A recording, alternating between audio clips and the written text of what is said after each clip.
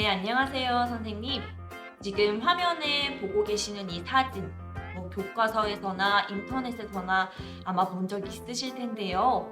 바로 별의 일주운동 사진입니다. 특히나 지금 이 사진은 북쪽 하늘을 나타내고 있는 사진인데요. 저는 항상 이 부분을 가르칠 때, 저런 사진 나도 한번 찍어보고 싶다. 학생들이랑 밤 늦게까지 학교에 나가가지고 저런 사진 한번 찍어보면 참 좋겠다라는 생각이 들었었습니다. 아마 대다수의 선생님들이 그런 생각을 한 번쯤은 해보셨을 것 같은데요. 오늘 이 시간부터는 교과서에서만 봤던 이 사진 우리도 찍을 수 있게 장비와 방법 그리고 합성하는 방법까지 알려드리려고 합니다. 세 편으로 이루어져 있고요. 저건 너무 전문가의 어떤 영역 같은데? 라고 생각하고 나가시려고 했던 분들 절대 안 그러셔도 됩니다. 저도 하나도 몰랐는데 며칠 안 배웠어요. 근데 그냥 금방 했거든요. 그래서 선생님들도 충분히 해내실 수 있을 거라고 생각이 듭니다. 자, 그러면 이 사진을 도대체 뭘로 찍냐? 바로 DSLR 카메라입니다. DSLR 카메라? 이거는 벌써 이름만 들어도 내 영역 바뀌다, 내 능력 바뀌다 생각하셨던 분들 절대 나가지 마세요. 네, 아마 대부분의 학교가 이 남는 DSLR 카메라는 한 대 정도 있을 거예요. 아마 학교 행사용으로든 뭐든 한 대씩은 꼭 있을 테니까요. 그 카메라를 활용하셔서 충분히 찍으실 수 있습니다. 그러면 간단하게 준비물부터 한번 소개를 해드릴게요. 네, 일단 카메라가 있어야겠죠. DSLR 카메라와 이 카메라를 내가 계속 들고 찍을 수는 없으니 바로 요 삼각대도 필요합니다. 그 다음에 인터벌 릴리즈라고 조금 생소한 용어가 등장하는데요. 요것도 인터넷에서 다 팔아요, 선생님. 그래서 DSLR 카메라, 삼각대, 인터벌 릴리즈 이렇게 준비물 3개만 준비해 주시면 아까와 같은 멋진 사진을 충분히 찍으실 수 있습니다. 자, 인터벌 릴리즈는요, 어디에다가 연결하면 화면에 여기 카메라, 여기를 탁 열어 제끼면 여기 릴리즈 모양, 누가 봐도 릴리즈 꽂으라고 이렇게 그림을 그려놨어요. 여기에다가 꽂으시면 연결 끝입니다. 자, 그러면 도대체 이 인터벌 릴리즈라는 애는 왜 필요하냐부터 설명을 간단히 드리자면요. 저희가 별 사진을 찍으려면 일단 별들을 향해서 카메라로 초점을 맞추겠죠. 근데 초점을 애써 다 맞춰놓고 사진을 찍느냐고 카메라를 건드려 버리면 그 초점이 다 흐트러지게 됩니다. 그래서 이 인터벌 릴리즈를 카메라에 연결해서 우리가 이 인터벌 릴리즈를 누르면서 사진을 찍게 되는 겁니다. 그리고 또 두 번째 이유는 일주 사진을 얻으려면요, 꽤나 긴 시간 동안 촬영을 해야 하잖아요. 그 긴 시간을 우리가 계속 서 있으면서 누를 수는 없습니다. 그래서 이 릴리즈를 연결하게 되면 스위치만 올려놓으면 자기가 알아서 우리가 그 스위치를 내릴 때까지 사진을 계속 찍어주거든요. 그래서 크게 이 두 가지 이유 때문에 인터벌 릴리즈가 필요하다고 할 수 있겠습니다. 사실상 이 인터벌 릴리즈는 선택이 아니라 거의 필수적인 장비라고 보시면 될 것 같습니다. 자, 그러면 우리가 이제 카메라를 다루기 위해서 기본적으로 알아두어야 할 설정이 있겠죠. 그 설정을 저도 잘 몰라요. 네, 간단하게 한번 설명을 드려보도록 하겠습니다. 크게 저희가 3가지를 많이 조정을 하는데요. 일단 조리개, 우리가 흔히 F값이라고 많이 부르게 됩니다. 두 번째는 셔터 스피드, 세 번째는 ISO, 이렇게 3가지를 기본적으로 다루게 됩니다. 일단 조리개부터 설명을 드리자면요. 사람 눈에서 홍채의 역할을 한다라고 보시면 돼요. 홍채가 이렇게 닫히면 그만큼 동공이 작아지니까 빛을 적게 받아들이잖아요. 조리개도 똑같습니다. 이렇게 F32로 조리개 값, 즉 F 값을 높이게 되면 빛을 적게 받아들이게 되고 조리개 값을 낮춰서 조리개를 열게 되면 빛을 많이 받아들이게 되는 것이죠. 그러면 저희는 밤하늘을 찍을 것이기 때문에 조리개를 최대한 열어야겠죠. 즉 F값을 낮추어 주셔야 합니다.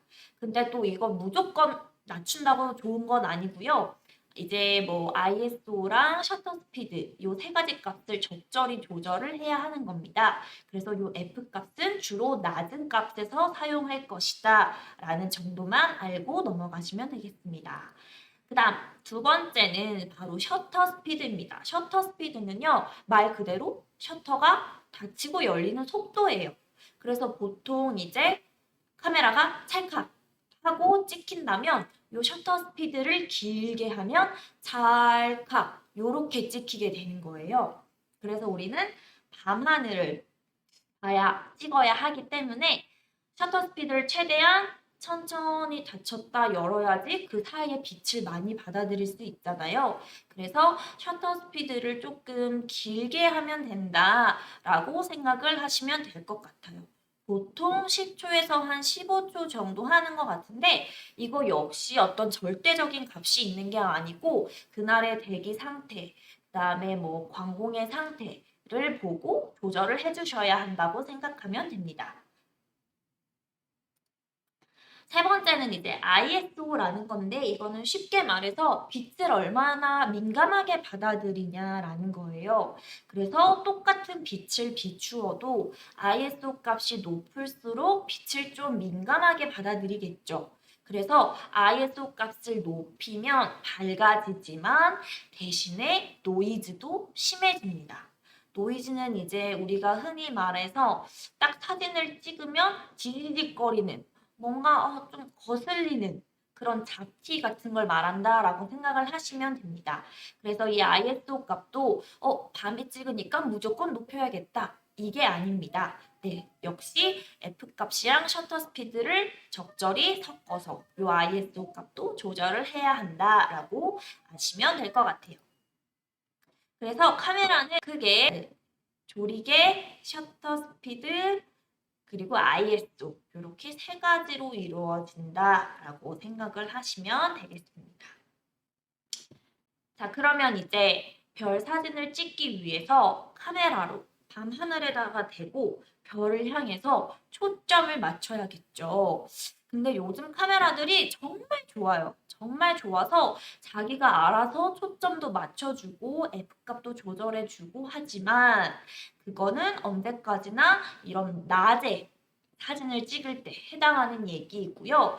우리는 밤에 찍을 거기 때문에 자동 초점이 아니라 수동으로 초점을 맞춰주셔야 합니다.